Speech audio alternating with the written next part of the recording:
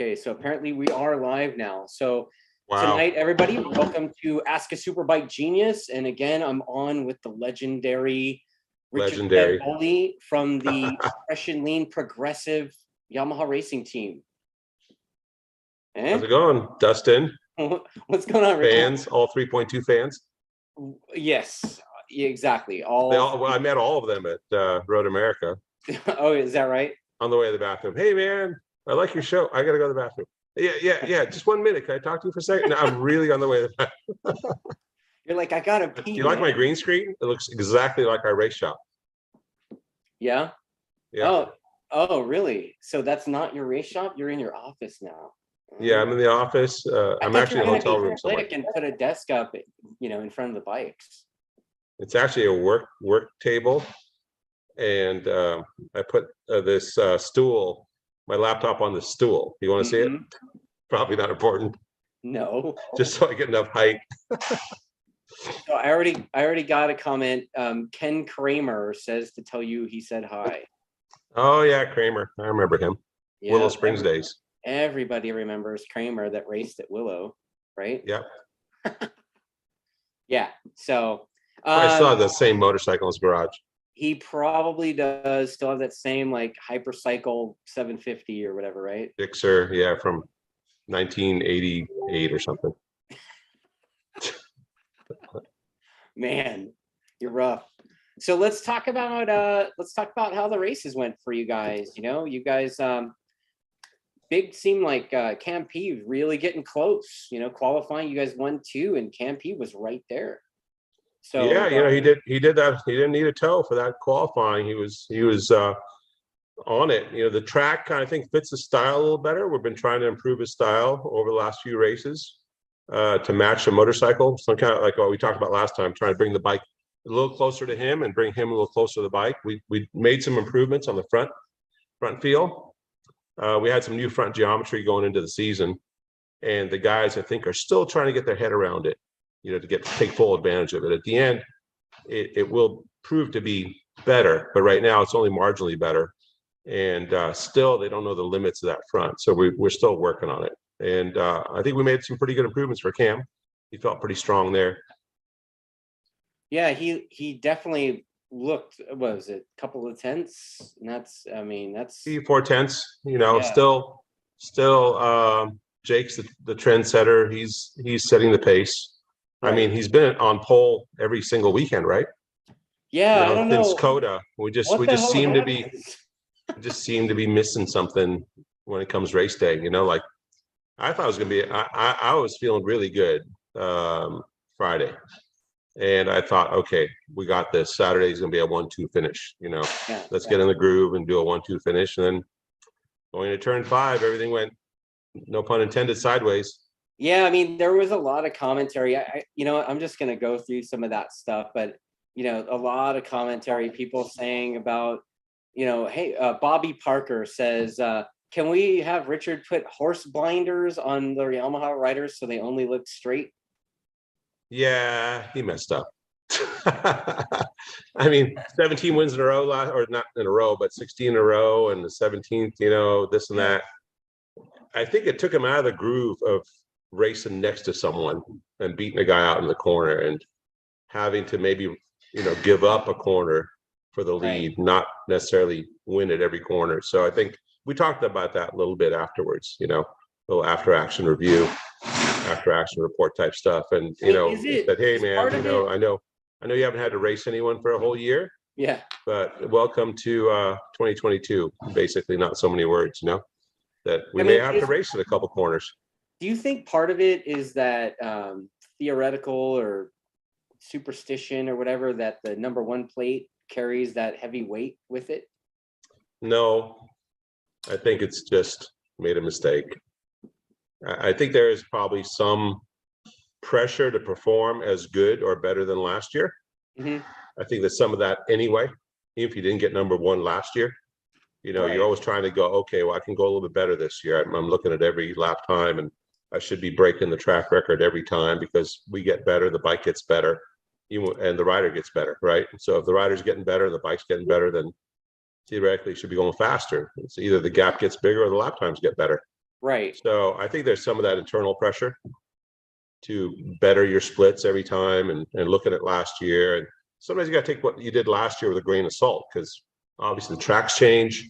The carousel was the entry of the carousel was much bigger. The bumps were a lot sharper this year than last year. You could see it more profound on the data and the way the bike's entered. So the chassis had to change a little bit to compensate for that. And so, the track may just not be faster if you put that pressure on yourself. Sometimes bad things happen.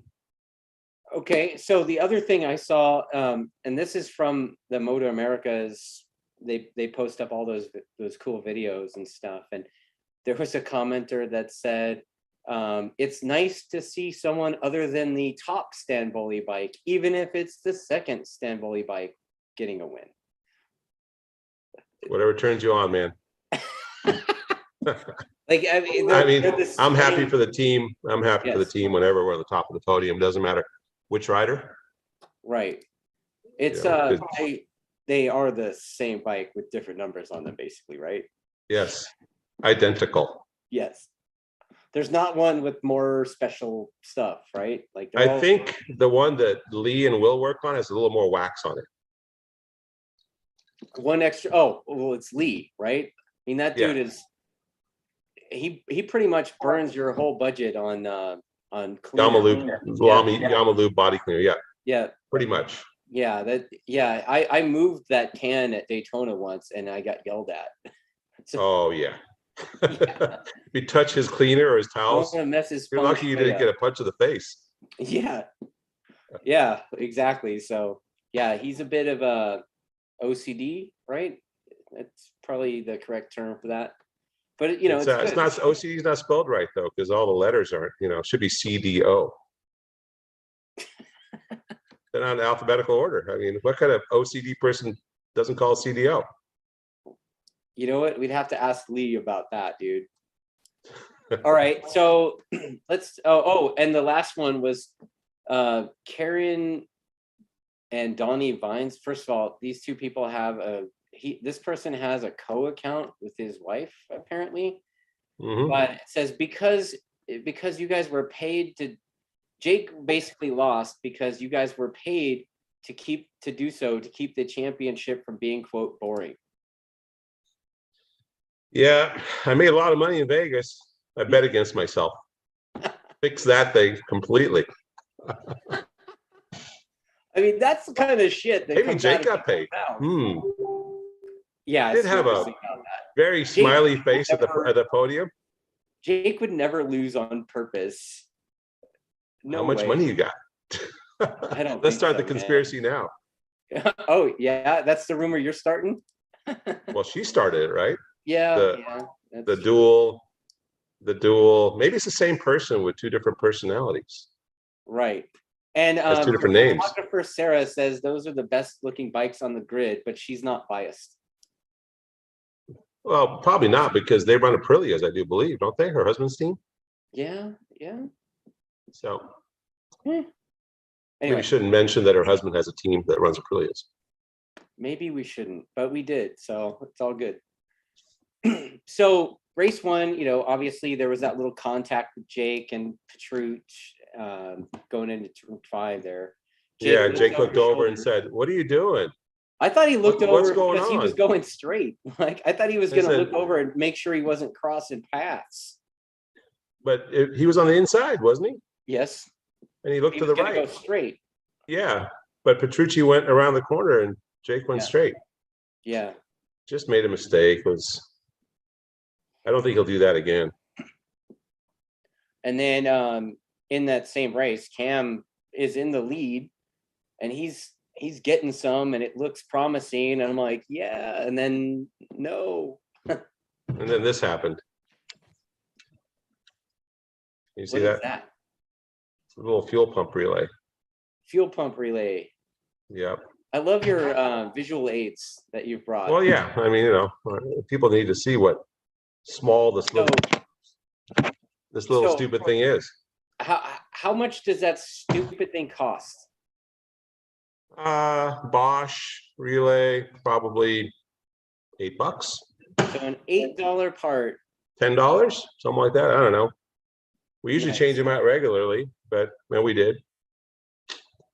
Sometimes vibration, moisture, stuff like that gets to them, and if they don't make contact, it ends your day prematurely. Of course, that stuff. I was talking to Scott Smart. You know, that's the world Superbike tech director. Does World Supersport. I guess they were there checking out the Supersport rules and working on balancing and things like that. Probably taking a little holiday too, you know. And you know, and we're talking about the relays. Like, yeah, it never happens to FP1, does it? It always happens in the race. Right. And that's the same thing. I mean, that bike engine combo we ran at VIR all weekend. You know, so we just took it over, changed the oil type thing. You know, looked at everything, lubed the chain, and went racing at Road American. Boop, boop, boop. Yeah, it happens. Yeah. The Couch Potato crew chiefs all said that a lot of stuff about Jake losing concentration, you know, that kind of stuff. So, whatever. I mean, they're probably partially correct. I mean, they were bumping a little bit, and he didn't want to tangle bars, so he kind of looked at him like, "Hey, what's going on? What are you doing?" Yeah. And they realized around a racetrack. So I think that's some of it's true. Well, race Looked that one, way to me too. you know, as far as the Yamaha goes, we technically had an Attack Yamaha still win, right, with Matt. Yeah, absolutely. Matt's been riding really, really good, and that team's got a really good motorcycle. You know, so I think the combination's working. You know, not so much race 2, but for sure race 1. I mean, the race they had, you know, it was really fun to watch. It was. You know, all the way to the line. I mean, that's kind of the way Road America racing goes normally. You saw it in all the classes, basically, right? Right. Except for the one, that guy I was going to talk about had race 2. We'll save that for later. We'll save that. Because I promised somebody I wasn't. No, we're going to talk about the old guy, right? But we'll talk about the Ferrell later. Who? Ferrell. The ferret. I call him the ferret. The ferret. Okay, we'll talk about the ferret later. He's also an Attack Performance sported guy. Yeah, that dude's been around forever. Like, he's my age. We'll talk about it later, like I said. Yeah, it's pretty funny. So, it is pretty funny. But yeah, Matt, you know, in race 1, Matt's pass there slamming the door at the end there. That was awesome. I mean, that he really you know, I think Petrucci just doesn't understand that racetrack 100%, because if he would have just held back and rolled through the corner, he would have beat him to the line. Right. That Ducati was fast. You know, if you look at if you look at Jake on the opening lap, you see how well he got off turn 3. I mean, he basically pulled the gap on him coming off turn 3, and you know, Petrucci coming off of MotoGP with carbon brakes and the stopping power of those things. His perception going in the corner is different than I'd say any of the riders in Moto America. I mean, when you're saying, okay, I want to brake here, he thinks, why are you braking there? I need to brake way over there. You know, that's his speed perception. So he's really strong on the brakes. So if you look at it and you look at all the trap speeds through the weekend, I was pretty happy with the performance of our bike. We're top of the trap speeds are pretty much even with the Ducati every single session. So I think the only way the Ducati beat us in trap speeds is if they were in the draft. So we're pretty happy about that. That's awesome, man. I mean, you could see it. You could definitely see it. Jake was definitely getting a rip and run off all the corners. So then, you know, obviously you guys make your repairs to that relay and probably put some new shiny bodywork on Jake's bike, right? No, I actually ran the same stuff. Oh, did you? It wasn't a bad crash. He just tipped over. It was like tipping over in a parking lot. Yeah. So the weather conditions were quite a bit different for racing. Looked like a drunk guy trying to ride his bike at Daytona Beach, on the beach. Oh, car hopping. When he tipped over. Kickstand down. What's that? Yeah, the kickstand down. It fell over. Yeah. It kind of looked like that. So you guys did participate in the super wet warm up Sunday, right? Yeah. You guys did have a little bit of a delay though, so I'm going there. Right? So yeah, apparently one of the baggers had an open can of oil in one of their bags that they forgot to put the cap on the last time they stopped for a fill up. What? Shut You know, because isn't that what you keep in the bags, like your extra oil? I Top thought off it was your the engine? Diet Coors. Like Well, the Coors in one bag and then the oil in the other bag. Yeah. You know, so yeah. and then when you drink too much Coors, you forget to put the cap on your oil after you top off your engine. Yeah, the baggers, you know, two of those guys got penalized too. I mean, I think Well, I think it's Barney- a brilliant idea to put a bike that's notorious for leaking oil on the racetrack first on a wet day. So we can all take a break all morning while we watch the street sweeper go around. I did notice We were timing the street sweeper. It was such a long break. We were timing the street sweeper. I think it was like 6.5 minutes to make a lap. You should have put a transponder on it. Yeah. He would have been in P1 because nobody else is out there. Yeah, I did notice they moved their race towards the end of the day after that. Yeah, you kind of learn. You know, what's funny was Walker and I were talking about it at breakfast. Now I'm going. So the holes in the lower when you go wet racing don't make any sense to me, because if you have a problem, it's all going to end up on the racetrack. You know, and then sure enough, all that good Harley 50 weight ends up on the racetrack. You said Harley 50 weight. Or was it Indian? I don't know. I think it was Either way. I'm not sure. I don't really know, but I don't know if it was. I know Wyman didn't come around after first sector, so I don't know if it was him or Barney. I think one did in the track the first on Saturday, I think, right before qualifying two. I do believe Saturday, and then the other guy did in the track on Sunday morning in the wet, which did in the whole track. Okay, yeah, I mean, I did see that both those riders got penalized. Yeah. Barney got a DQ for technical infraction, and then Kyle got a grid penalty. I don't know what the technical infraction exactly was. I don't know any of it. I mean, hopefully it wasn't a drain plug. You know, who knows? Like, what kind of technical infraction do you think would warrant a DQ? All kinds of things, you know, Yeah. turbocharger, I don't know, nitrous oxide, nitromethane in the gas tank. I have no idea what's going on. God damn it. Yeah, so but let's see. Yeah, Kyle had a mechanical issue and Barney oiled the whole track, so maybe that's why. Chloe's the one that said that, by the way. Okay. So that would make Barney's bike not as anything as Barney, because I really like the dude. He even rode our bike in Macau one year. It was a lot of fun. But that's twice that they did it in one weekend. Oh, no shit. Now, if I was the race director, I'd be like, you know what? You guys sit out the next event and figure out how to tighten bolts. You guys practice tightening bolts and making sure all that slippery stuff stays inside your bike. Yeah, that's. But I'm not the race director, so I don't know. I mean, you know, you do have torque wrenches and all that stuff, right? Oh, You I know, don't know. I mean, dude, even I have torque wrenches and I'm not a mechanic guy. I don't know. You're making a lot of assumptions. Right?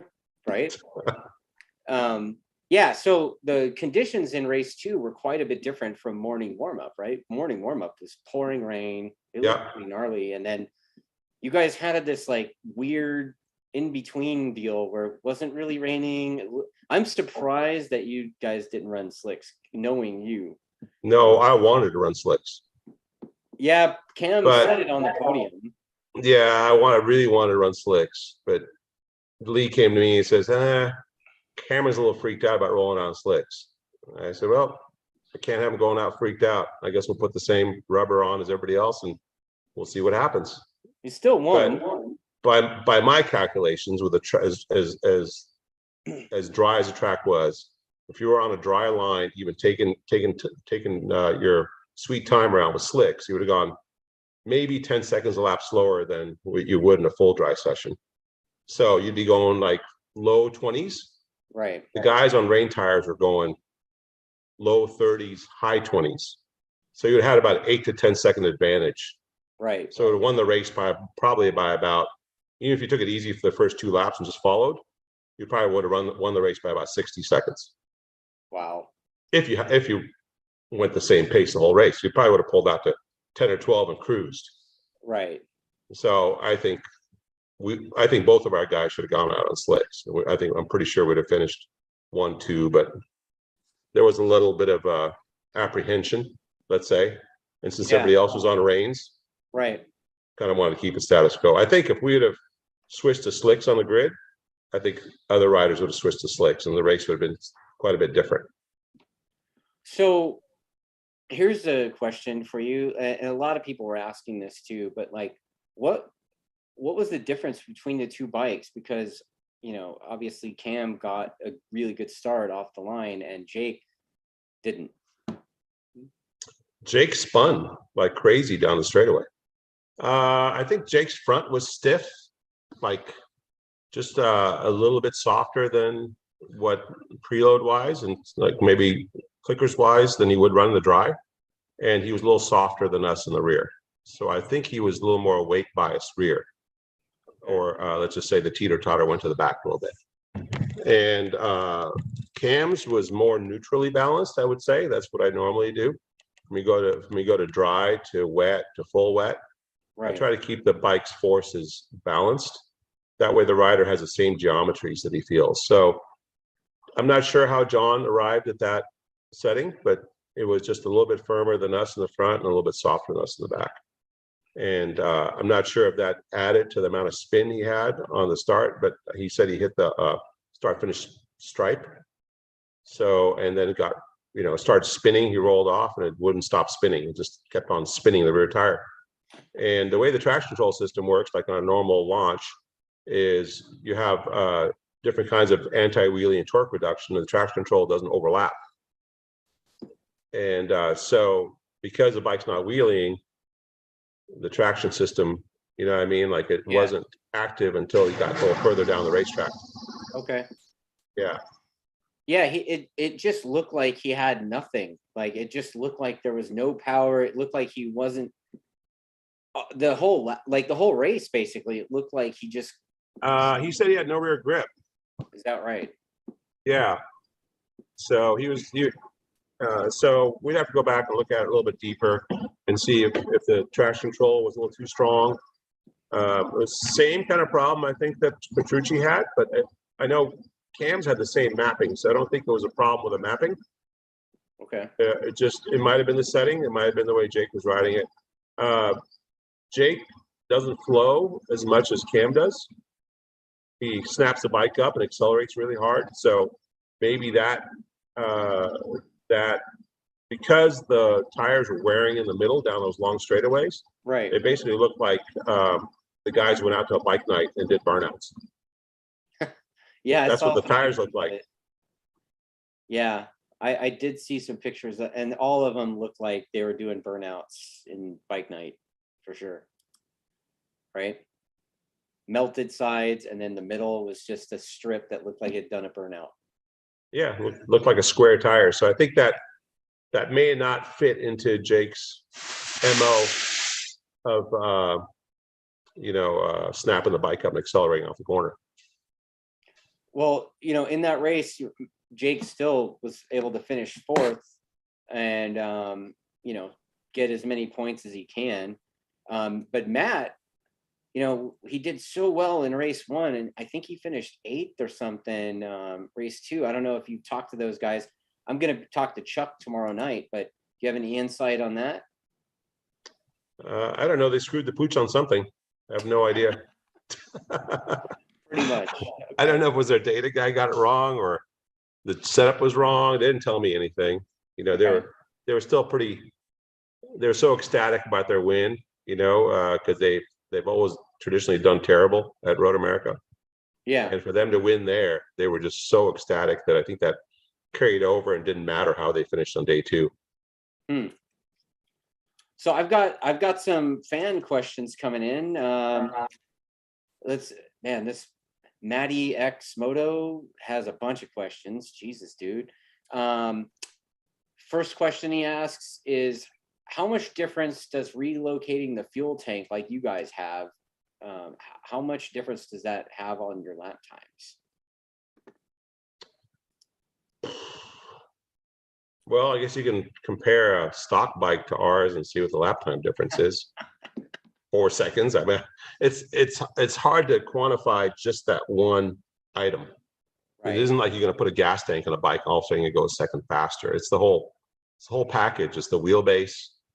So our swing arm is quite a bit longer than stock.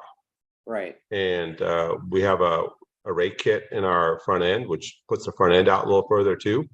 Right. And increases the trail number. And so all those things make a difference with the balance of the motorcycle, including the fuel placement. So you've designed the tanks to place the fuel in a certain area on the bike. Is that why the purpose of those custom? Yes. A lot of the fuel, especially towards the end of the race, is more under the rider than it is in front over the engine. Okay. But you got to think about what I just said. We're talking about changing the balance of the bike. Now, if you're going to go with a longer swing arm and you're going to keep, so why do you do a longer swing arm? Well, you got anti-wheelie character, you have better sliding, some people say it hurts your cornering, change direction, but it really doesn't. And, but that has to be done in unison with some of the CG shift in the bike itself, center of gravity shift. So if you just put on a long swing arm and you keep all your fuel up top, now you've masked the front tire. Okay. And you've unmasked the rear tire. You follow what I'm saying? Yeah. Yeah. So you try to do as much as you can within the rules to move the center of gravity of the bike and the overall balance. So I think that's one of the most important things I think that we've done for our motorcycle. And I think the Westby guys are kind of working towards that. They built a fuel tank also and trying to get away with moving. They're trying to move some of the mass. They have a longer swing arm. They've raked their bike out a little bit and things like that. So try to get the balance of the bike a little closer to what we have. So, okay. The next question the guy has is, I think we've already had a million conversations about this thing, but he says, I always see street riders tuning to remove all the factory throttle restriction, which seems overkill. Do pro riders have 100% throttle available to them in all gears, or do they limit by lean angle, IMU, etc.? Yes. Right. We limit the amount of power. It's be ridiculous to put 100% power to the rear tire and expect the riders to be at full concentration all the time, like we used to do in the late 80s and early 90s, Right. Or 2001 and 2 back at Pridmore days when he rode around on 200 horsepower motorcycles with throttle cable. Yeah. I mean honestly, the whole MotoGP does that. We do that.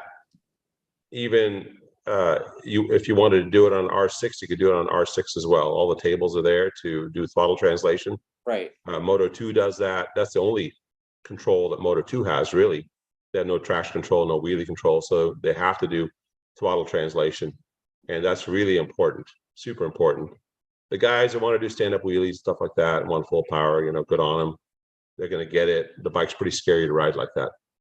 Yeah, it is. And hard to ride. Remember, you had your first bike was like that. I was waiting on it. Here, come on, bro. And what it make you want to do? You had such little fun on that motorcycle, you wanted to quit.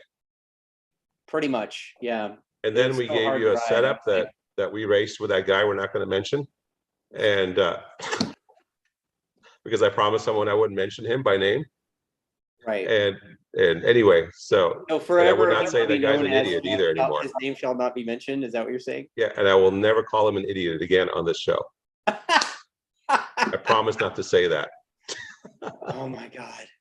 I was actually told not to hand you a shovel anymore. I was like, what did I do? Anyway. Keep laughing. That's why. So you're complicit with your laughter. I'm every bit as guilty as you are, for sure. I'm sure you're off the Christmas card list. Oh yeah. That's definite. That's definite. But anyway, so back in that day when you had the 1-to-1 throttle, that some brilliant guy said, hey, I can make your bike faster. Here you go. It's a 1-to-1 throttle. You want to try to ride it. So you rode around 2 speeds, basically, try to tone the thing down. Like, I only use 3rd and 4th gear around Chuckwalla. And I never use first, and all those things that are ridiculous in modern day. So then we gave you a proper setup. You can use 1st through 6th if you wanted to, and and a good throttle translation, and then now you're having fun and still riding your motorcycles. Exactly. I could have answered that pretty easily, but I figured I would rather have you answer it. Yeah. But yeah, I mean, even on the stock bikes, And even with your most recent bike, right? We did that whole little schmeal 3-part series on the kit ECU and the throttle translation and all the torque maps and all that stuff, right? How important that was. If somebody looked at my torque maps right now, they would think that I was setting my bike up for rain mode. But the reality is, I'm just making it so the thing doesn't want to flip over backwards when I pull the trigger coming out the corner. Well, you want to be able to pull the trigger all the time and not concentrate on, am I going to high side? Am I going to run off the racetrack? Do I have to stand up on the pegs and hit the rear brake and all those things that take away your attention from doing perfect race lines and opening the throttle sooner to jump off the corners faster. The one thing that I will say that has suffered since we did all that to my bike is my wheelie game has been suffering, man. Don't you have street bikes you can go do that on? Yeah, but it's like I don't even do it much on them anymore either, because it's the bike's more fun to ride with the wheelie control on because the thing. Did you notice in MotoGP they don't do very many stand-up wheelies? I mean, it's unless the guys give them a wheelie button like I was doing with Cameron Beaubier, it's pretty hard to wheelie those things. The Moto2 guys can wheelie all the time. Yeah, that's true. They do it too, right? Yeah. After they finish the race, those guys are all wheeling. Yeah, a lot harder to do on these modern high-tech bikes. Yeah, so let's continue on. We got some more questions. God, man, we got a lot of questions here. Let's rattle through them. It seems like rapid fire. Let's go. If you were going to buy a dedicated track bike, what year R1 would Richard recommend? Or none at all and go R6 or R7? Depends on your skill level. Okay. R7 would be fun for about a few days of the track. And then you're going to want something a little faster, just to be honest with you. I mean, I think they're fun at some tracks. And of course, there's a big following for those things right now. You can, and if it's your first year, I think an R7 would be a good thing to start with. The R6, of course, is the next level. I mean, you have to ride it. You ride those things hard to do a lap time, and they'll let you ride hard. The R1 is just a lot of fun. If you've had a few motorcycles and you want to have a lot of fun, you put an R1 together. I mean, the package is just good. The handling, the power delivery, the whole deal. It's just a good package for a leader bike. Yeah, I was having this conversation with Randy Workman. He's moved back east, former Marine, and he was talking about a local dealership offering him some help for either a Honda or a Kawasaki, and what I thought, and I was like, well, first of all, I don't think anybody anywhere, I mean, with the exception of a handful in the US, are racing that Honda, right? And then I started talking to him about the Cowie. Like if that was your two picks, then I would definitely go with that green thing, just because there's no support for the thing, right? And but I was like, dude, just get the Yamaha. like everybody I talked to that had the Cowies, like they got rid of them and are riding BMWs or Yamahas now, right? So I don't know. How about a leader bike? What? Talking about ZX10? Yeah. Yep. Because the Kawasaki's always been known to build a fast engine, but they've always suffered in the chassis department on the street bikes. They don't have the whole package. Right. BMW suffers from a lot of the same. Yeah. Yeah, I mean, again, we also talk about a lot of the racers that are buying certain bikes are buying them based on the contingency program that comes with it, right? Yeah. So there is some of that as well. Yeah, I mean, if you're a hardcore club racer, you're not like a track day guy, but let's face it, I mean, there are more track day people than there are hardcore club racers. Right. People just want to go have some fun on the racetrack, and they can watch and watch their favorite riders on the racetrack. So I got some pictures from Sarah over the weekend. Apparently you guys had an R7 in your pit again. Yeah, I think that was the one Chuck and company built, and it's been just going around touring. Yeah, it looks like we're just transporting it to Ridge. Okay. Look like it has all our components on it. May had stickered it up with Progressive on there now, so that's. Oh yeah, I think they did that one this year compared to last year. Yeah, so it might be a new one. that has the new R1 colors, you know, the navy blue on the bottom and the brighter blue on top. Right. Yeah, And yeah, other that's than that. that, it looked like the same bike I rode at Brainerd, right? I don't know if it's the exact same bike. It might be with just different colors. I'm not sure. I was surprised that you didn't throw a number 1 or a 45 on there. Yeah, it wasn't our bike. We're just Okay. transporting it. Okay. I'm sure it's Yamaha's bike, right? So I'm Yes. sure they would be okay with you putting one of the boys' number on it. Yeah, yeah. Maybe we will for that next show. Yeah. Okay. So I hope that answers your question about what bike to buy, dude. Let's see what else we got here. Let's see. Joseph Novella says he thinks Matthew was so concerned about wadding up on Sunday that he set his mind to cruise and bring it home. I think there's a lot of truth to that, Yeah. because if you see what he did on that last lap, he pulled out about a 1.7 or something like that Yeah. from turn 5 to, you know, start finish. So I'm pretty confident he could have done probably the lap times in the plus 1 second range pretty easily. You know, he just put his head down and did it. The package we gave him was I think well balanced. You saw the BMW moving around quite a bit. Even the Ducati was moving around a lot on the brakes. Yes. I think those guys overcompensated for the conditions. Yeah, I mean, PJ's bike, I mean, there was one lap where, you know, I think through the carousel, he lost the rear big and he brought it back, but his bike was moving around a ton. You know. Yeah, the full wet session gave Cameron quite a bit of confidence because he got a chance to feel what the electronics are like. Yeah. That was the first time he rode the bike in the wet, our bike, that is. And it was a matter of reassuring him. So maybe it was a tall ask to tell him, hey, man, go out there on slicks. Yeah. You know, he's probably thinking, oh, my God, you know, I really don't want to wad this bike up. Yeah. I want to get in the points. Okay. He did well. He did really well. Learned the bike really fast. And that morning he was fast in the wet, and he was able to experience the electronics. You know, he says he could give it the juice, and if the thing stepped out, it came right back in the line, or it just stayed there. So I think that helped him with his last lap run to know that he had a safety margin with electronics. So you guys got a couple of weeks. The same weekend the CRA is at Laguna Seca. You guys are up in Washington, right? Yeah. So anything special, new hotness planned for Washington? Oh, we just got our new rotors. Oh, look at that. Visual aids. Nice. I like visual aids. It's way better than just talking about it. Yeah. These are the new stage 0 rotors from braking. See all the little things on them. We ran a similar rotor at Daytona. Yeah. And yeah, they work really, really well. So I think anybody who's thinking about getting rotors in the future, they should probably look at the braking line because they make some really good stuff. Obviously, we've been using them since we took over the factory effort. You know, so with that came the braking deal, and we've been using it ever since, and zero complaints about brakes and rotors and pads and things. You know. Right. No more borrowing mine. No, that was back in the day. Yeah. Yeah. And we do have. What else you got? Acro new World Superbike system. We're going to start using it also.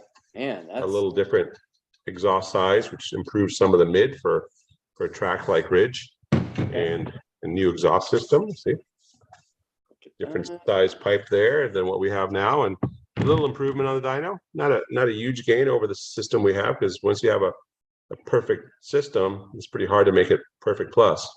Yeah. There's a Maxi X Moto says those rotors look similar to Galpers. Maybe, I don't know. I haven't looked at the Galpers that closely. Well, I've got a visual aid too, man. I suspect this came from Gagne's dad. He's the only person I would know that has ever mentioned this to me. And I just got it shipped to the TrackDaz address. So I was like, it's gotta be Mark Gagne. I don't know. Yeah, that'd be a Mark Gagne special there for sure, because he has the same haircut we have. Yeah, dude. Yeah, the skull shaver thing. Yes, yeah, he gave me one of those at last year. I actually tried it out. It actually is pretty cool. I'm more of like a scraping with the old school style guy, but I'll give it a shot. I'll give it a solid run. That's kind of neat. I don't know, like Mark, if you're the one that sent me that, thanks, dude. Right? Pretty sure it was him. Yeah, Jake just texted me too. It's like, I don't know, ask him. That's funny. Yeah, okay, so let's back to more questions from people. A lot of people mentioning the name who should not be mentioned, but you know what? Let's talk about what do you think? What do you think is getting the Titler BMW closer to the front compared to what Scheibe had before? Is it the new model bike, or is it just the riders are better, or what do you think it is? I think it's a combination of both. Yeah. I think that the guys are getting their head around that bike. And it looks like a neat program. They have a lot of bikes on the racetrack, and we welcome it, and we even welcome the tighter competition we're having this year. I mean, we're not afraid of competition. Someone asked me when Cameron Bobier was winning all those races, like, are you enjoying this? I go, it's kind of boring, actually, knowing that you're going to come out to a racetrack and just smash everyone, and everyone's racing for second or third. So it's a lot more exciting to go to the racetrack when you have to beat the red bike and the grumpy dude that's riding it. Yeah, I mean, we did have, I've made a nickname for him, and whatever, I'm a dick. I'm just gonna say it. Captain Stinkface is what I'm calling him. And the reason for that is that every time there's a camera on his face, it looks like he just doesn't want to be here. It looks like he's just, grumpy cat, whatever you want to call it. And and his excuses list for not winning is getting longer and longer. Well, I mean, the fact that Wayne Rainey rolled over his ankle and broke his fibula, that was really bad for Moto America. I mean, the guy's ridiculous. Let's face it. I was hoping he would come over and be a gracious winner loser type thing, but he doesn't want to be a gracious winner. Right. I mean, everything is horrible. He's like that girl he used to date that no matter what you bought her, it wasn't good enough. Oh my God. He's that guy. Yeah, I mean, so I have a nickname for him too, Mr. Fibuli. Fibuli? Yeah, he had a broken fibuli at that. We're at Walmart picking up some supplies on Thursday night, I think it was, and here he is with his girlfriend or whatever she is, I'm not sure. And he was walking around. Man, if I had a broken fibuli, I would definitely be not walking too nicely around Walmart. But didn't look like he was in very much pain at all. Mm-hmm. So, and then who knows if that X-ray is from the car because he had a broken fibuli there too. Right. And then all the bad badgering of Motor America about how they didn't have enough support and nobody was there with to stretcher him off at the IR when he walked across the racetrack. I mean, stuff is getting old. And the fans were not like. The fans had signs around the racetrack that said "Crybaby." No shit. Oh yeah. Yeah, I mean, and I didn't see it, but a couple of riders and some mechanics saw it during the national anthem. He just sat against the wall, not showing much respect for our country and our series at all. Right. I'm not a fan of someone sitting through the national anthem. Oh, sorry. I'm fully aware old school that way. If I was there, I probably would have dragged him by his leathers and told him to stand up on his broken fibuli. Fibuli. Yeah. Okay. And I don't mind that he rides strong and puts on good passes. That's all good racing. I think the racing on race one was really, really fun to watch with Matt and Fibuli. Yeah. I did hear another name, which I don't want to say. Put it in the chat. I'll say it. No. I would never say. I would never ever call him Paducci. Oh God damn it! I would never ever say that. There's no way you can get me to say it. I wouldn't even put it in chat. I would never text Paducci to you. Oh man. Wow. Oh, 848 Evo said those signs were for the other Ducati rider as well. Well, they have a good team of crybabies. Wow. Yeah, I mean, Which like I said, I I like the wanted to team like being him. there. I What's want to that? like him. I wanted to like him. He brought a good amount of energy to that Coda round. And maybe it's just he's like that when he wins. It seems like he's like that when he wins, and when he doesn't win, he's Captain Stinkface. And I don't know. Like I don't know. Well, he hasn't won since Jake crashed Atlanta. Correct. Yep. So he's been sourpuss the whole time, I think. Yes.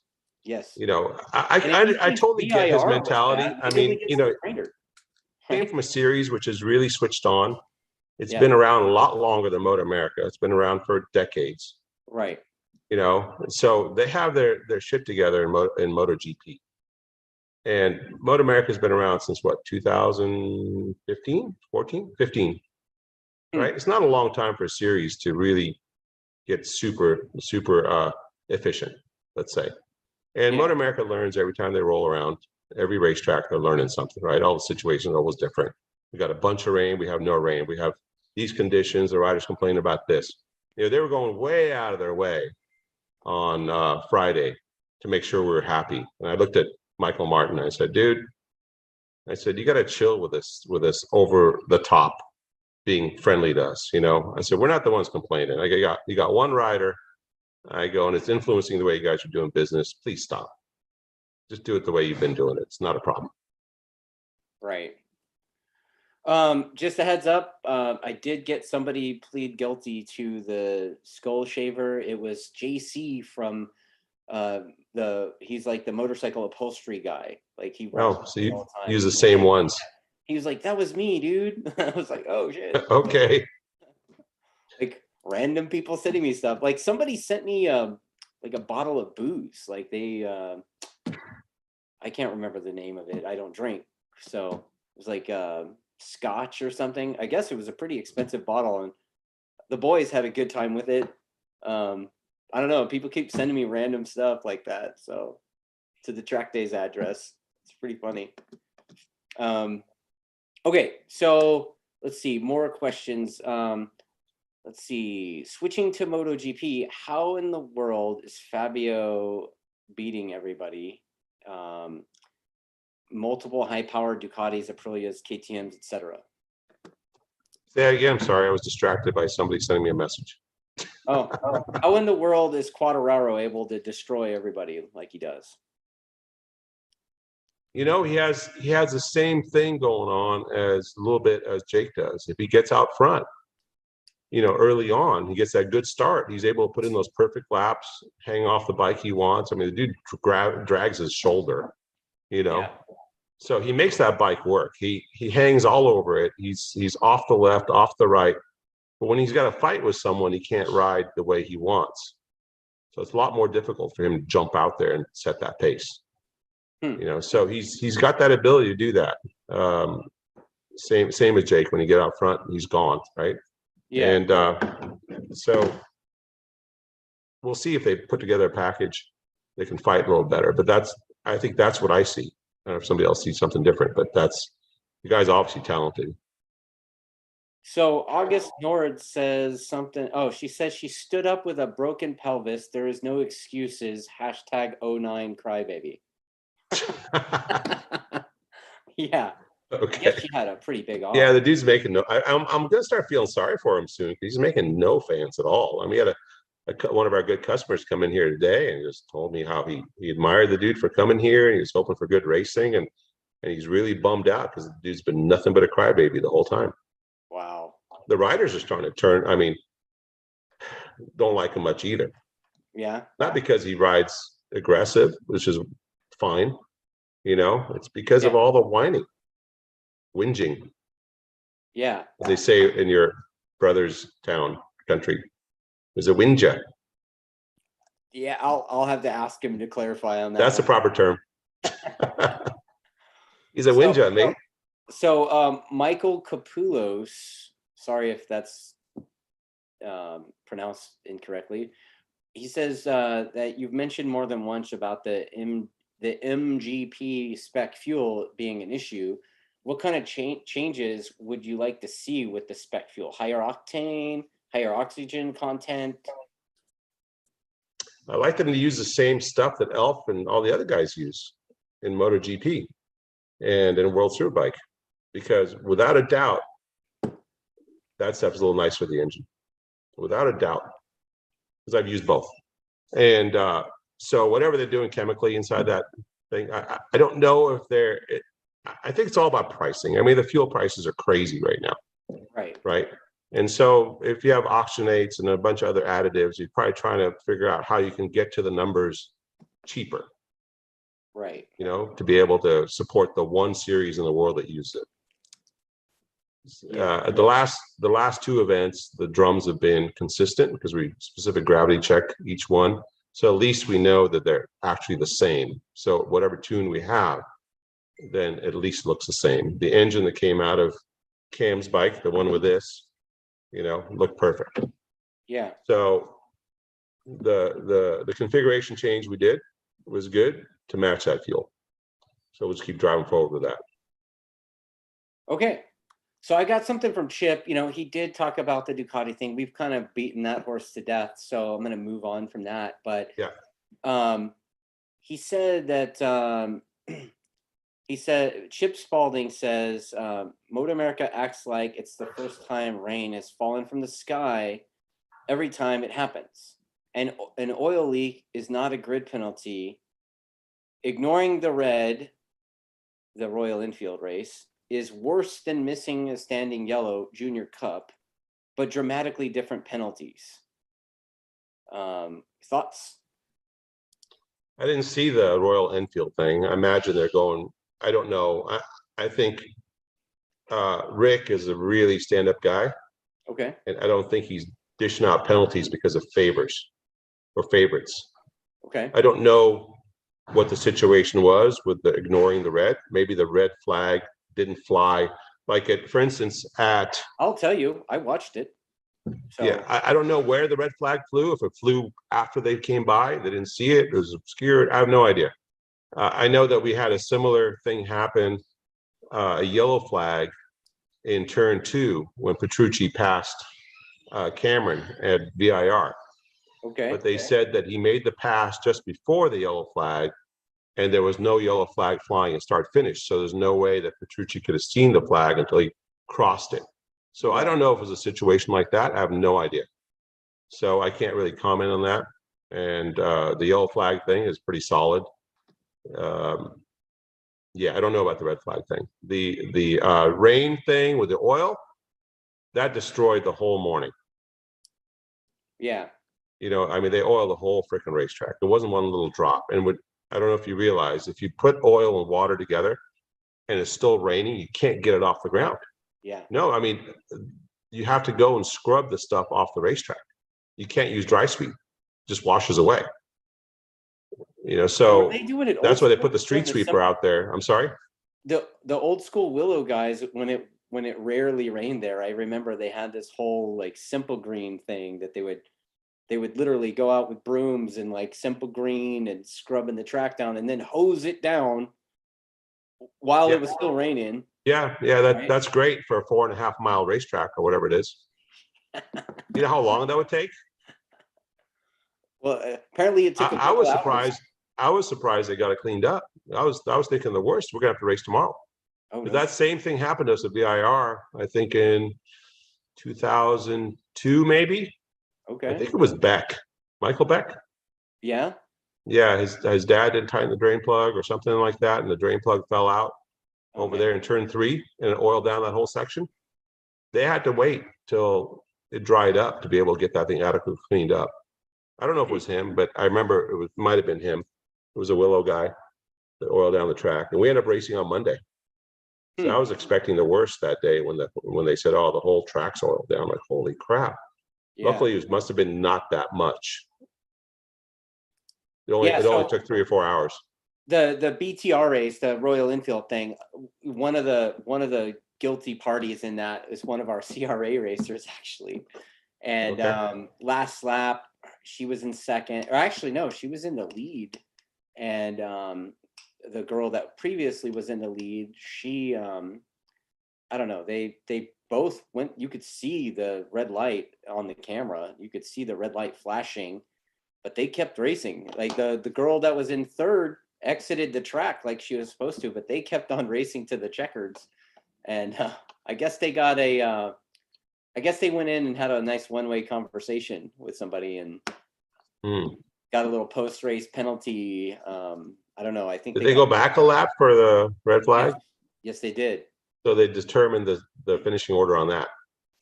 Well, they did that, but they penalized the two violators, I guess, finishing positions. So I don't think they either of them ended up on the podium as a result. So they got punished for the red flag thing.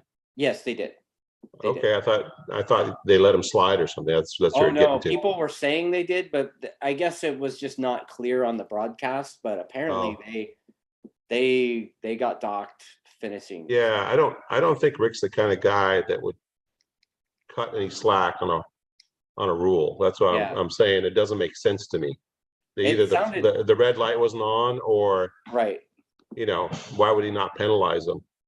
And during the broadcast too, the person in charge of that group, Bree Pullen, she was very reserved for what language she was going to use about the subject matter, but she basically left, and it sounded like she was going to be as colorful as we all know she can be. She's cool. I worked with her before. Yeah. So I'm sure the writers that did that, that'll be the one time they make that mistake again. Oh, I see. She was going to go take care of business. Oh yeah. She left before the end. She's like, I gotta go. Yeah. So what we're talking about is really a non-issue. Yeah. Everybody got penalized for everything they did wrong. Yeah, they did. They absolutely did. It just didn't appear so on the broadcast, so people didn't know, and they were making. I got you. Yeah, I didn't know either. So let's talk about some of the other classes, huh? Sure. Junior Cup looks competitive as always. They're going 6 wide, going into the corners. It looks fun to watch when I have time to watch it. Yeah, it's like a slower version of Moto3, kind of. Way slower. Yeah. Okay, that's fair. And then, what do you think about the parity of the super sport class? I'll be perfectly honest with you. I think the Suzuki's got a bit of an advantage right now. That's what it looks like. Last couple rounds it was like that. You could sneak up on someone pretty easy, and I think race 1 it won pretty easily, right? Yeah. And the guy we're not going to mention lost both races, right? Yeah. One race to a Suzuki rider that's like 17 or 16, right? And the other to a guy my age. Yeah, who owns a shop, races part-time, club races. Yep. Yeah, Farrell, man. That dude was racing when I started racing. He's a nice guy. He finally got it done right. He seems like he always has bad luck. Yeah. He goes Daytona and it could be the last lap and his bike would blow up or something, something would happen. Yeah. It's funny you were saying that. A couple of those CRA guys, the original CRA, not this one. They were telling me that he always has like the worst luck.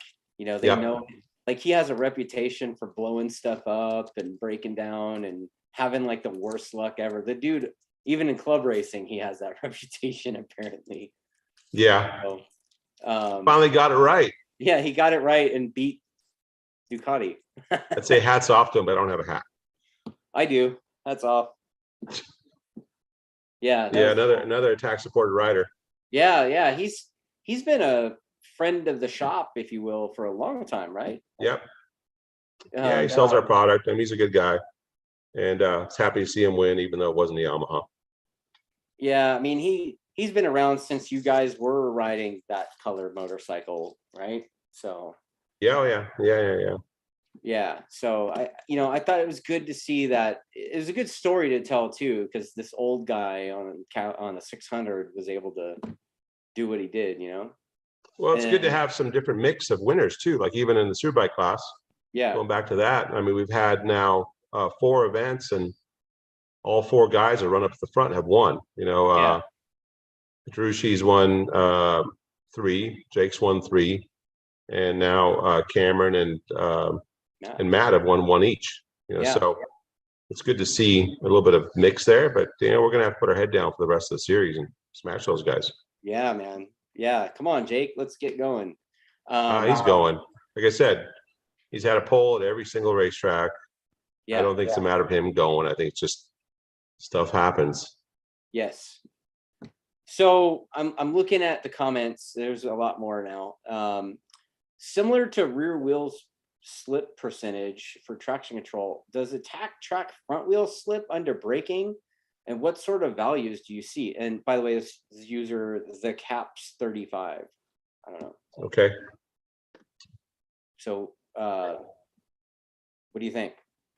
Yeah, you get front wheel slip. The engine, the ECU calculates engine RPM for braking based on front wheel speed. So there's some type of little side effect that affects the way the rear adds braking to the front. You know, so I don't know if I'm gonna explain that properly, but there is some side effect to that. We don't generally track it because it's not something we can control. The rider controls the amount of grip the front has. Right. You know, with a brake lever or body position or lean angle and things like that. So if you can see, like a lot of if you look at MotoGP, for instance, I use them as an example because they have a pretty advanced system. And their bikes and engineers are highly advanced. So most of their crashes, almost all their crashes, are on the front. So one thing they can't really fix a rider pulling too much brake or being over too much or front tire, you know, losing grip for whatever reason.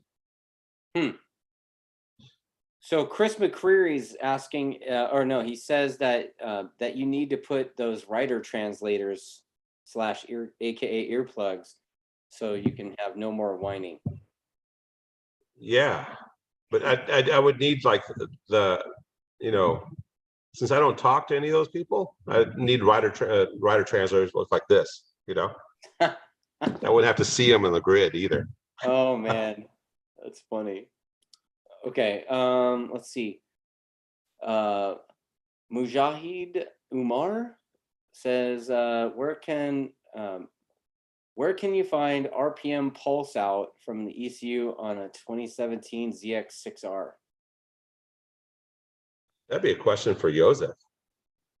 I mean, he tunes so many of those stock bikes. I have no idea.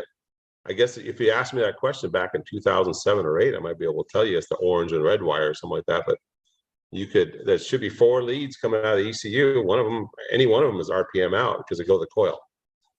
There's no such thing as like a signal that just gives you straight RPM, gives you a number. You know, it's going to be a pulse of the coil firing, you know, circuit, right? So there's going to be 4 of them. Yeah. If he looks at his wiring diagram, any manual, he's going to be able to trace it back to those colors. Usually is some combination of colors, orange and white, black and white, that kind of thing. So it should be 4 of them. Yeah, he says I can do. Sorry. Signal hidden in the dash. Is that signal hidden in the can out of the dash or out to the dash? Oh no, what kind of Kawasaki? ZX6R. ZX6R. I don't know if those guys, if that thing's, I mean, I imagine it's kicking out a can signal. I don't know. Yeah, maybe he's trying to put an aim dash on there or something. Oh, well, they should have a converter for that. Yeah. They have a converter plug. But I think it goes off of a different format than CAN. But you'd have to talk to AIM on that. I'm not really sure what he's trying to accomplish. Okay, so how about Paul McMullen? He says he's interested in actual performance difference between a cross-plane inline 4 R1 versus something like a Cowie or Honda. Does 500 RPM off the Honda and Cowie result in the same performance impact as 500 off of a cross-plane? I have to overlay some dyno numbers from the different bikes. It depends on how you set up. I mean, are you talking about Superbikes or stockers? I'm, based on the question, I'm guessing he's talking about Superbike, because I know that World Superbike has some restrictions and stuff on RPM, right? Yeah, the restriction in World Superbike, I can probably talk to that. It isn't necessarily the fact that that there's a horsepower difference up at the top. It's probably not much. It's the fact that changing that 500 RPM doesn't allow you to run the same gearbox in the middle of the corner. You lose that ability to accelerate off the corner. So that's where the problem is, not the horsepower itself. Okay. Yeah, I'm saying if you're 500 RPM shorter at the top, you have to start with something 500 RPM shorter at the exit of the corner. Okay. So you lose some acceleration, or maybe even on entry. So you may have to run your gearing a little different. So your entry might suffer, your middle might suffer, and the exit might suffer. So that's where you end up with some problems. Right. With 500 RPM. If we had the same RPM as a Ducati, I think we could run circles around people, because they have 16,000 something, 16.2, I think. It's crazy, because of the Desmo. They can really rev those things, but it doesn't seem to be helping them that much. But obviously they look fast, right? Yeah, they definitely do. Yeah, for the lap time, I don't know if it's a great difference, but it's got to give them a bigger window of opportunity for the gearbox. That's where the important part is. Like, for instance, you go back to let's say we had the CRT bike when we were at Coda with the MotoGP bikes, right? When you exited that corner, I can't remember the number now, 10, 11, whatever it is, off the back straightaway, and you make that left, the GP bikes don't have to shift a second. They can just pull the trigger and carry first all the way through into the next corner. So because they had the RPM. Okay. So their shift points were way different. So acceleration was different. And so that really adds to lap time, the acceleration off the corner.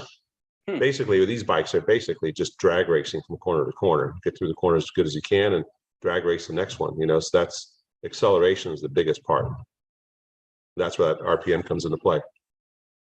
So let's see, that Matty X Moto has another question. Is the Ducati counter rotating crankshaft actually helpful, or an Italian defect / marketing BS? No, I think in MotoGP, obviously the Ducatis aren't bad, right? Right. And I do believe that bike is based on the GP bike.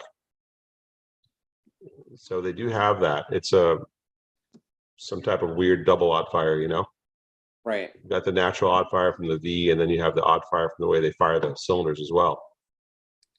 It does sound cool. I mean, yeah, you got to admit that thing, when Petrucci gets on the stick on that thing, it sounds amazing. I like it. Got beat by Matt and the Westby guys at our fastest racetrack. Yep. Yeah, he got Chip Spalding mentioned that he did get smoked at a Ducati track. So. Yeah, they shouldn't have that counter rotating crank. They should just change that before Ridge. Or maybe it's the single-sided swing arm. Yeah, they need to change that too. Yeah. For sure, that thing's a boat anchor. Right. Okay. Let's see. What else we got here? Michael Caplulo says that it was Chris Paris that oiled down turn 3 at VIR. At 2002? Was it really? Yeah, maybe. That's so. Right. I think it was that. I knew it was somebody. Sorry, Toki and Michael. That was like it was a Honda 600, wasn't it? I thought it was an R6. No, it's amazing how bad our memories are. No, I think Chris Paris was riding a yellow Honda R6 back then. I don't know why. I have no short-term memory, but I have long-term memory, and I think that's right. It was like one of those. Yeah. I think Max McAllister was the suspension guy too. That's the problem. It was fork oil. Oh man, if I'm right on that, I'm gonna be. That's like Greg White level stuff right there. The problem is that like all that old stuff is gone. You can't find it anywhere. Yeah, Greg White was telling me some guy has it and won't let anyone have it. Like has all the old database. Like how could you lose a whole database of racing? It's crazy. Every now and then somebody will upload like an old VHS recording of a Speed Vision race from the 90s. Yeah. But yeah, most of that stuff's gone. That's a bummer. Some of that stuff's pretty cool. Like that video I sent you of John racing 250 GP. Okay. Let's see what else do I got here. More questions. Okay, so the last thing the last thing I want to mention is the MotoGP thing. You know, you guys, nobody's asked about rain setups. Yeah, like what do you do? Which I thought would be an important subject, since we just finished racing in a weird rain condition, and our bike looked pretty freaking stable, and I would ask myself, why is your bike so much more stable than the other two guys? Well, why? Go ahead. Ask me that question. Why do your bikes work so good in the wet and those? Well, the semi-wet. Yeah. Because remember, JD Beach won his first Superbike race in similar conditions. Yes. Beat Garrett Gerloff at VIR. Yes. In 19, right? Yeah, that was. And it was a semi-wet as well. So there's multiple components to that, right? Yeah. So I think every tuner should go back and study Newton's 3 laws of physics, and also take a little trigonometry class, and they can start understanding what the motorcycle is really doing. Oh my! Because I hear so much crazy stuff in the paddock, it makes my head want to pop off my shoulders. Like, what kind of stuff do you hear? Well, like, for instance, I don't know when this started, but the averaging of fork springs. The what? The averaging of fork spring forces. They say, what do you got in your bike? Well, I got a 10.75. What does that mean? 10.75, you have only 10.75 newtons of force in your fork? No, I have a 10.5 on one side and 11 on the other. Well, that's 20.5 or 21.5, right? So you go, don't you guys know that when you add 2 springs together, you put 2 springs in a fork, it adds the force to each other. You don't average them. So these are all the weird things you hear in the paddock, and then it leads me to believe that there's not very high understanding of how the bike works. So whenever you want to go in a rain race, you got to think about Newton's 3rd law, basically. So you got 2 bodies acting against each other, which is the tire's grip, the friction, against the mass of the motorcycle as it goes through a corner. So you think to yourself, okay, so we got this dry condition where you can put a lot of load on the tires. Yeah. So you must be able to add a lot of force to resist that load, right? Bigger springs, right? Bigger springs, lots of force, damping, all those things. And then you go to a full wet race where you go, okay, I can only apply this much load to the tire, so therefore I have to match that load with my setup. So you back off, you change the spring rates, you make the bike a little easier to lean over. You might lower the bike so the guy can get his knee to the ground. You remove some of the damping forces, because those are also forces. They're just damping forces, versus spring forces. So you try it again not to mush the tire, try to keep the tire shaped so the guy can ride it. And then when you get in these weird conditions where the track is drying, now you got to go, okay, I don't want to do the full wet setup, which would look like what PJ had. Right. The thing was like a mush ball. He was putting all the mass of the bike on the front tire, smashing the front tire, and wiggling, wobbling all over the place. Same with that red bike. So then you go, okay, this is where the tricky part gets. Okay, it's really easy to make a soft bike. It's really easy to make a stiff bike. At what point do you say this bike is just stiff enough? So you have to have a little bit of understanding of how the physics work on that tire, how soft the tire is, what type of air pressures run on that tire, because you got to think about, you're starting with a tire that's pressurized cold, right? So how hot is that tire going to get on the racetrack? So you're kind of putting all these pieces together in your head going, tire's going to get pretty warm because there's nothing to cool it off. So you may want to start with a little lower pressures in the front tire and the rear tire to be able to combat the heat, which is naturally going to raise the tire temperature. There's nothing cooling off the tire. So all those things you put together, you may want to start with a little lower pressure. You want to start with like a medium setting. Like for instance, with Cam's bike, we had planned to go out with slicks. Yeah. Okay, we had slicks on the bike, and the last minute he looked so worried. Lee came over and said, "Man, he doesn't really want to roll out with slicks." I go, "Well, you should come over and tell me that. We have a little conversation. That's what a crew chief and rider's supposed to do, right?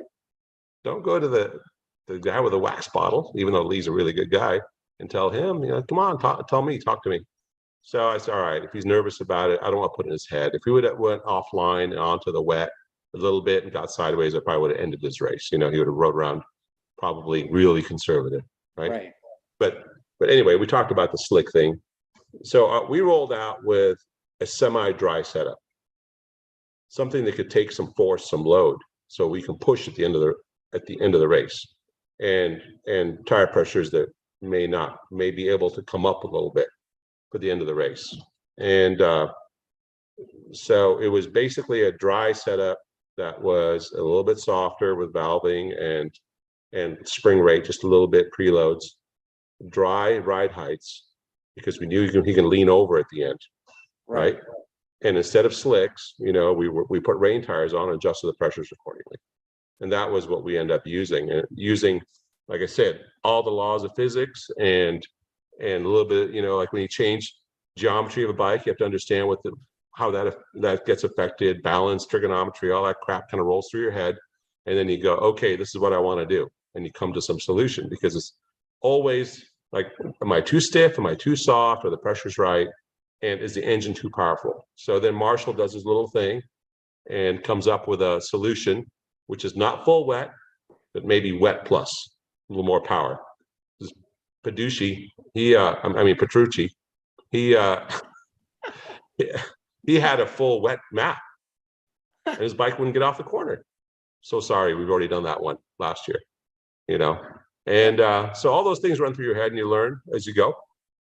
But to be perfectly honest with you, our guys don't ride in the wet very much. So you always have to try to give them the best possible combination. So that was the approach that I took with Cameron. And you could see you could lean the bike over and it was stable at the end, and you could accelerate away from those other guys without having the mush ball underneath them. Even though it was moving around, basically you're riding on rubber that's really tall and really soft. So you're going to get that effect of riding on a piece of, you know, a marshmallow. So it's going to move no matter what. But if it doesn't translate to the chassis, then that's great. And then the rider has confidence. So I didn't know you had to be like a rocket scientist or whatever to figure all that out too. The bike is a motorcycle on the racetrack is basically a physics experiment all the time. You don't need to be a rocket scientist, but you know, you learn physics as you're going. Like, you understand when falling hurts. You know, if you have an inelastic collision that really hurts, that's physics in action on your body. I've had a lot of physics happen to my body. But I mean, it's really just high school or physics 101. I mean, like the 3 laws Newton has. I mean, those are laws. Those aren't some strange thing. You know, I've heard some strange stuff like, hey, do this, and you're going to put mass to the front more, lower the front 4 millimeters, and you're going to transfer the mass. Well, you know how much mass transfer happens if you get out the calculator by lowering the front of the bike 4 millimeters? On our bike, about 1/4 kilogram. Wow. It's nothing. The rider could move his head forward 3 inches and influence the bike more than 1/4 kilogram, a lot more. So all those things like, oh, I hear it in the paddock all the time. Oh, I've added some more load to the front by lowering the front. No, you didn't do that. You shortened the trail. You moved maybe 1/4 kilogram, and you changed the perception in the rider's head that he's got more load on the front. What you're describing is what I refer to as the classic Willow Springs stink bug setup. Yes, it happens at national level. No way. Yes. Like, people talk about that stuff all the time. Oh, I'd lower the front so I can load the front. I just look at them funny. I remember guys running their bikes so low in the front that they couldn't mount the lowers. Well, I mean, at Willow Springs, what the phenomenon of Willow Springs is that there's not really hard braking, and you're always accelerating, always opening the throttle. So you want the bike to be neutral at a state where it's accelerating more than it's decelerating. You get what I'm saying? So that's kind of where they end up with that, by doing a million laps around there. Most of those guys didn't know at the time what they were doing with physics. They were just kept experimenting with the thing until they got it right, because they did enough laps. Right. Kind of shotgun approach. Go lower, go higher. That didn't work. Go lower some more. But that worked better. But I remember one time Dean Vincent, he had this awful feeling on the front. He said, I can't turn the bike. I can't turn the bike. I can't turn the bike. Here's another phenomenon that happens with the motorcycles. And we went through this a little bit at Road America. He kept saying, can we lower the bike? I can't turn it. Lower the bike some more. I can't turn it again. It doesn't turn. It doesn't turn. It turns out that the problem wasn't that the bike didn't turn. He didn't want to turn. because the bike had such little trail at that point. He was so nervous turning it that he would just run through the corner with very little lean angle. You follow what I'm saying? So it was the opposite. So then raise the bike up and he could actually turn the motorcycle. So it wasn't the effort, it was the perception he had trying to make the bike work when it was the place where it was really nervous and really uncomfortable ride. It's the same thing with the fork springs, for instance, in the wet. We end up making the bike so where the bike would dive and brake about the same place it would in the dry to give that rider the comfort of pulling the lever that hard. Okay. So it's very much matching the rider's feel to what you're doing with the bike physics-wise. So you don't have to be a rocket scientist. You have to be, as 848 Evo says, you have to be a Superbike genius. I don't know about all that. I don't really dig that word genius. It almost sounds sarcastic. So there was some, Joe Novella says there was some good slow-mo footage of the rear tires, quote, squatting under load this past week. Yeah. And it's crazy how much they deflect under acceleration. The slicks do the same, believe it or not. Just the rain tires are made to generate heat. You know, and they have a very soft compound, so they can grip, try to grip the track through water, let's say, and of course you have swipes on them to move the water out of the way. And so those, if you have no water, then you really don't need the swipes. You follow what I'm saying? And so you end up with a tread that's very broken up, very separated, and the riders feel that. It's very uncomfortable. So the guys can get their head around riding on that mush ball, or the guys are going to be up front. Okay. Chloe's got a question for you. Back to the, I guess, MGP question. Is the R1 engine knock limited in your configuration? Is there a point at which you reach too much power and are traction limited? And would the electronics take care of it? One more time. I missed the something limited. Yeah. Is the R1 engine knock limited? No, has no knock control. Okay. Not like the BMW. I think the BMW's got a knock sensor on it. Okay. No, it has no knock sensors at all. So it's not knock limited. And then isn't there a point where you reach too much power and are traction limited? And would the electronics take care of it? Yes, electronics do all the torque translation, and then you got the secondary, reactionary stuff with like the traction control system, which knocks torque, along with a wheelie control system that knocks torque back. So yes, the bikes are constantly having torque reduction done to them around the racetrack. And the trick is how much torque can you apply to the chassis, and how good can you make the chassis work under acceleration, so we can apply all that power. You see that in MotoGP with their morphing ride height, right? Yeah. So they can eliminate a lot of the anti-wheelie torque control by lowering the center of gravity of the bike. Right. They get more acceleration like a drag bike. Why are drag bikes low to the ground? Because the CG's low, and they don't want to flip over backwards. They want to apply as much power as they can. So it's the same thing. You try to make an engine that's super powerful, as much as you can get out of it smoothly, and then you use a lot of electronics to control it. And then there's a couple of suspension things. MP said, I guess he's in response to what you were saying with the suspension stuff earlier. So less spring loads the front more. Is that what you're saying? Less spring loads the front more? Right. Not really. You can transfer the CG to the front, but then it's always going to get to a point where there's a balance of forces. Right. The tire can apply the load to the chassis, and the chassis is going to apply back an equal load.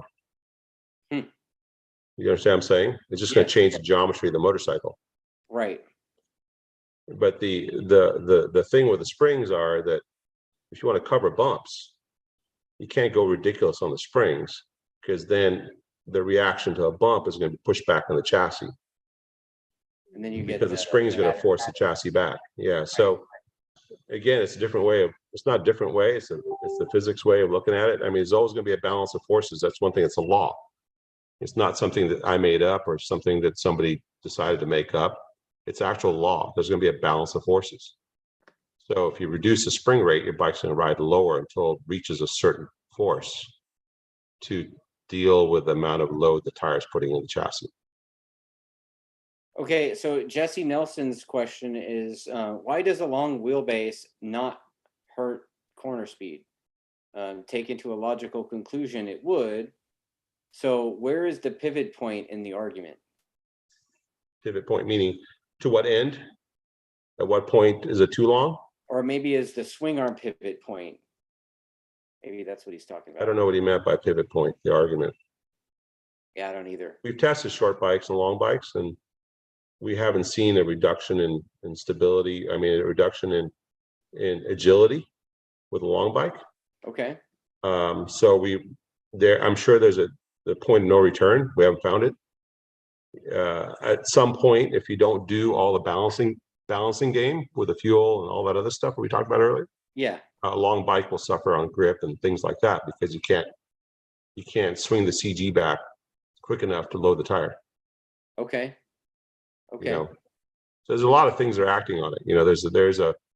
There's a swing arm pivot which we can adjust. We got 5 millimeter up and down on a swing arm pivot by the rules, and we adjust that regularly to find the happy spot for the grip versus the corner. And that changes too as the bike goes up and down. So all those things are tools that we have, and everything's very much a jigsaw puzzle. You have to find all the pieces and put them in the right place to have a good picture. Okay. All right. So, and then let's see. Joe Novella says, can you manipulate chassis flex in the R1? Chassis flex can absorb some bump while at full lean that the suspension cannot. This flex we do there's only so much. I think we haven't, our chassis are completely stock.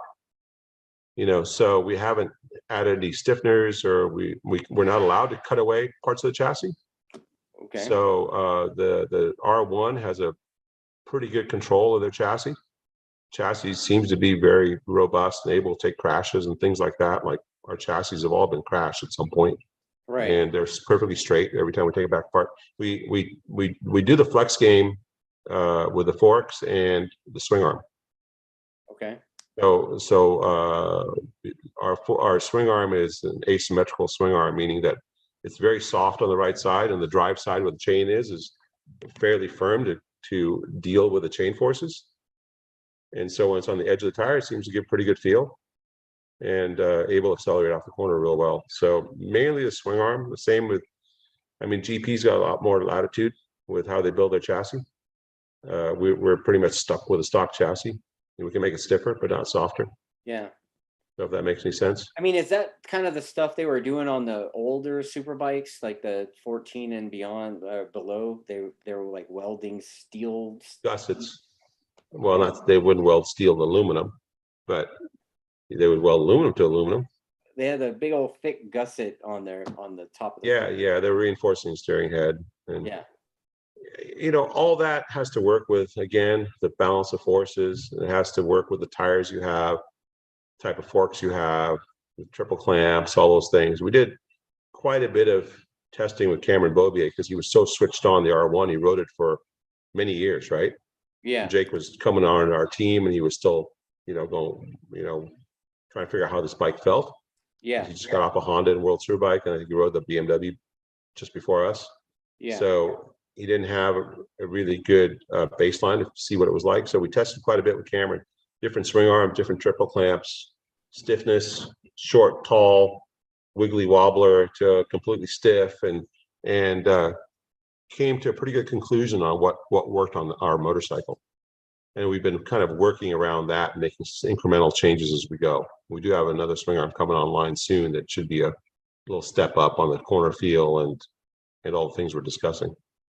Okay, that's cool. Have we bored everybody to death yet? No, people keep asking questions about physics and stuff now. Oh no, so funny. I'm not a physics teacher. I just took that class. Many of them. Yeah. Speaking of physics, I've noticed some of the. I did ace my physics class though. He's like, some of the suspension stuff I've messed with. That too much spring can really can affect the rebound. Meaning, a big spring forces rebound. Yeah, I mean, again, balance of forces, right? The valving puts in damping force, Yeah. and the spring is pushing against the valving on the rebound side. It's trying to fight the amount of load that the tire will accept, so the bike doesn't get smashed into the corner, So if you go in a corner, you don't have enough spring in the front, let's say, hypothetical, you add a bunch of the fork will come down, you lose a bunch of trail, the bike will feel bad, let's say. And if you have too much, it won't cover the bumps, possibly. Your rebound side could be affected quickly. It's not a huge change when you go from like a 10 to an 11. Force wise for the damping to handle, maybe a click or two might be able to counterbalance that. It's just a matter of balancing out the forces and what feels good to the rider. At the end, it's still a mental game with the rider. No matter all this crap we talk about, forces and springs and this and that, if the rider's not comfortable, he's not going to go fast, period. Right. If you tell them this thing is right and you can get in their head and say it's perfect, they can go fast, even if it's not. That would be helpful to have somebody in the corner to tell me that. Don Cornwell.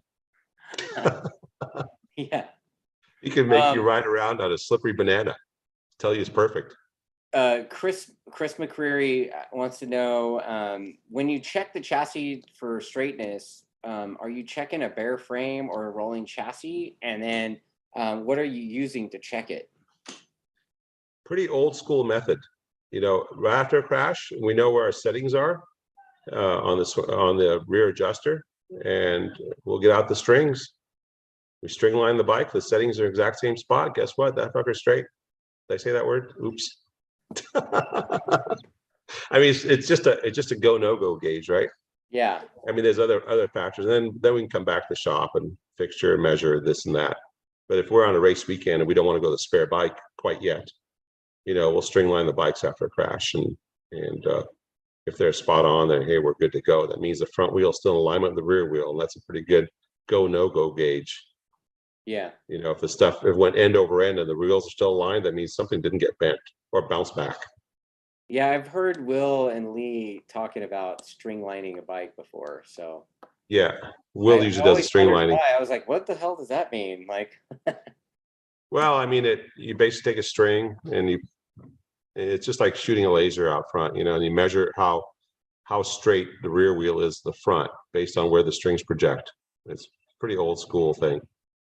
Yeah, it's not like Tom Mackey old school where he bolts it to a table and measures it off the table, right? Off the table. No, that's later when the stuff's bent. Right. If you put the strings on the back end and then first of all, one of the good ways is, does the axle spin off nicely? Can you take the wheel in and out, or is the swing arm closed up at all? Right. And then if the axle doesn't spin off and then you back off the axle and it's not pointing where the nut's supposed to be, pretty much your stuff's bent. Yeah. Your swing arm's like over here. Yeah, even if it's a little bit, you'll know it in the adjusters. Yeah. And how the bike goes together comes apart. So it's pretty easy to figure out if your bike's bent or not. And then the last test is, the strings. And if it's right there within a quarter millimeter or something like that, you're good to go. The rider will never feel anything different. So he said that he expected a wizard answer and got common sense instead. Yeah. The KISS principle. Oh, man, that's funny. All right, so the last thing before I let you go, what do you think of Espargaro thinking that the white flag was the checkered? That was way worse than Jake looking over at Paducci. Okay. I don't know. I think he was so focused on getting that second place, and he was so ecstatic about crossing that finish line, he lost track of where the hell he was at. Yeah. He's got to be super embarrassed. I mean, world-renowned embarrassment. Yes. I mean, you could see he was crushed. But at one point, when right after it happened and he realized it, he looked over his shoulder and was like, oh shit, and got right back in. Yeah, they're still racing. I was like, yeah. And to be fully transparent, I'm not an Unleash fan. No? I've seen him have his spaz out moments, and I'm not into riders spazzing out at every moment. So it was kind of funny to watch. But I have a lot of respect for him because he's been doing really good with Aprilia. Yeah. Just because I'm not a fan doesn't mean I don't have respect for him. Yeah, I didn't really, I wasn't really a fan of his until I saw that that docu-series on Amazon. And then, you know, seeing how he worked behind the scenes, I was like, man, that dude, he's actually got something, you know? And then he's had an epic year. Yeah, So, no, I think he's doing great. Like I said, yeah. I'm just not a fan because of his antics. I mean, I've seen him lose his shit a bunch of times, and it's just not fun to watch. It's one thing I Yeah. like about our team. It's very mellow. Yeah. You know, there's not a whole lot of drama on our team. You don't see it. You know, the riders aren't freaking out. No one's throwing anything. If something goes sideways, we all kind of just look at each other. Oh, okay, back to the drawing board. You know, it's I like that. I like boring. All right, so I got two more, and one of the last, the second one is like a comment on the thing, but on our little series that we're doing here, or whatever you want to call it, We suck, I know. podcast, whatever. Yeah. But Paul McMullen says that U.S. Air Force F4 air crews use strings from nose to wingtip to see how bent the jet was during maintenance test flights. So Nice. Strings yeah, work. I thought the yeah. Air Force had some kind of fancy laser. And then Tim P, gotta love this comment. He says, I seriously don't know how this series doesn't have 10,000 followers. Because it's me and you. It's just us. That's right. The only reason. It's just a couple of goons. Yeah. All right. Well, you know what? I wish you the best of luck at the And we Ridge. didn't talk about that guy we weren't going to talk about either. No, we didn't. We don't need to. Do we? No, it's over. Yeah. It's See, over. Mike Canfield said we played that out too long. Yeah, dude. He goes, I got to stop talking. I said, all right, I'm not going to talk about Heron anymore. Oh, so I'm not going to do it. Oops, Canfield's the one. Oh, I said his name. No, Canfield's the one, huh? Because I got the next day after the call, after our show thing, dude, Will called me and chewed my ass. For what? Yeah. Will called me. He's like, look, man, you need to stop handing Richard a shovel. Tell Will to shut up. I'm gonna give him shit now, and Ridge. Oh yeah, of course. He's a closet buddy of his. Yeah, I mean, you know, it is what it is. It's just, I mean, nothing that he said was invalid, but at the same time, it was like, what people don't realize is the show was over an hour and a half, and we spent a minute talking about that. I don't even care. I'm over it. Yeah. But yeah, go kick their ass at the Ridge, man. Like, you know, I'm gonna try. yeah. You know, Jake, set pole and like keep that momentum through the weekend. Well, we had that at VIR, right? I mean, he was pretty untouchable at VIR, and it just things went a little bit sideways in the races. You know, I think if day two was dry, I think, and he didn't get that big spin coming off the line, it would have been a different result. Yeah. Yeah. Yeah. So you guys head to the Ridge. You know, me and my team, we're headed to Laguna Seca for the. That should be fun. All sold out. It's getting there. Well, the track day's been sold out, and like, you know, trying to kick out street people to get more racers in, which is kind of funny. You know, every day it's like that, all day, every day. And then the racers, we're starting to form some pretty healthy grids there, you know. So, you know, if you want to get on the grid. Yeah, bummer it's on the same day, man. We'd love to show up there. Yeah, I know. But I had to take it, man. You know? No, I know. I had to take it. And there's a lot of racers. There's a lot of racers that are club racers that will never race pro. National. Right? They're not planning on racing Moto America. And the only way they'd get to race Laguna is either with Moto America or with Arma on a vintage bike or something, right? So right. This is like a historical thing, man. And I am for Laguna, it is. It is. That's cool. Yeah, I mean, and we're doing it right too. I mean, we connected with John Ulrich and Chris Ulrich, been big helps to us getting the air fence thing going. So, I mean, we got a massive amount of air fence, I guess we got to install on Thursday night or whatever. So, yeah. I really like Chris and John, believe it or not. Yeah, I mean, they are good for the sport. You know, even though Chris always has a grumpy face or whatever, right? Stink face Yeah. too. No, he's not really a stink face. He just has like the Chris Ulrich scowl, right? I get a chuckle out of him every now and then. Oh yeah, It's totally. hiding in there somewhere. Oh yeah, you gotta, I got one out of him because on the track I grabbed his leg. Okay, I don't want to know about that. This is a Yeah, don't I ask, grabbed don't his tell leg show. on track, but I was like, hey, how's it going? But yeah, like Chris and John, they've been a huge help to our series with the air fence thing, and man, like I said, if you want to go, you better get on the grid soon because some of the grids are getting full. Like, Nice. yeah. So anyway, wish you the best of luck, Richard, and All right, man. get you on the You're next. not coming this year, huh? Can't go to the ridge, The man. CRA thing. I'm too busy. Yeah. All right, man. I mean, I guess I'll see you at Laguna. Yeah. And you guys race there. Yep.